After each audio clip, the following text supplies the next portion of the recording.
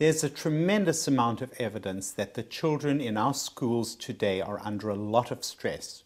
Whether you're talking about inner city school children who come to school through violent neighborhoods, or more affluent school children who are under academic stress, social pressures, 70% of distressed children are not getting the mental health care that they need. The bottom line is a stressed child cannot learn.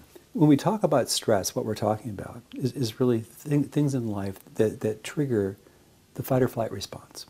And traumatic stress is stuff that's overwhelming. It's overwhelming events like accidents, or in many cases, the kids we see, kids who are abused, kids who've spent time in orphanages, where they're neglected, and life gave them more than their nervous system could handle. Say children are living in a very dangerous neighborhood.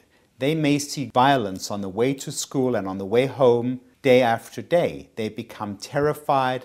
Even though they're in the safety of the school, the effects of the violence that they've just seen lingers and prevents them from focusing and attending to their schoolwork because they're so stressed and anxious. After Katrina, the Hurricane Katrina, many of the families were relocated. And about a year later, they started talking about the difficulties in the schools, that a lot of these children were having behavior problems, that there was violence. And what they didn't recognize is that these children were experiencing post-traumatic stress disorder. The number one priority for kids in school is they have to feel safe. Because if they don't feel safe, the parts of their brain that are protecting them will be constantly working and will shut down the parts of the brain that are supposed to focus and supposed to think and supposed to learn at a higher level. What we know about transcendental meditation is that it reduces stress, not just because we see it, but because we can measure it. The brain waves in the EEG change. There is more alpha wave strength, which means a more calming effect. And there's more coherence, which means that the brain is working more efficiently. Children respond very well to transcendental meditation.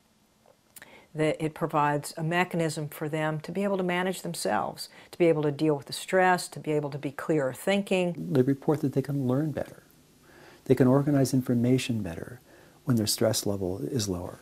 What TM can do is to settle down the nervous system, to de-stress these children, so that their minds are now open and available to being educated and to learning. I'm very confident that we'll see kids increasingly feel safe in their own skin, feel safe in the classroom, and use their attention and their energy and their intelligence to their own benefit.